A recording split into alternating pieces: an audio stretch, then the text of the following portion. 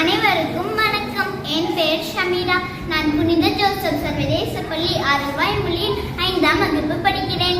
நான் இப்பொழுது ஒழுக்கம் உயிர்வளிக்கும் என்ற தலைப்பில் ஒரு சில கருத்துக்களை கூற வந்துள்ளேன். ஒழுக்கம் விழுப்பம் தரலாம், ஒழுக்கம் உயிரினும் ஓம்பப்படும் என்ற திருவள்ளுவர். நல்லொழுக்கமே செல்லும் என்கிறது நான்மணி கடிகை. மாணவ பருவத்தில் ஒழுக்கத்தின் பங்கு மிகவும் முக்கியமானது. அதாவது கற்கும் படத்தில் கவனம், நேரத்தை வீணாக்காமல் படித்தல், ஆசிரியர்களுக்கு கீழ்ப்படிதல் போன்ற ஒழுக்க பண்புகளே நம் தேர்வில் மட்டுமல்ல நம் வாழ்க்கையிலும் வெற்றி பெற வைக்கும். எனவே ஒழுக்கத்தை உயிரை விட மேலானதாக கருதி பாதுகாக்க வேண்டும்.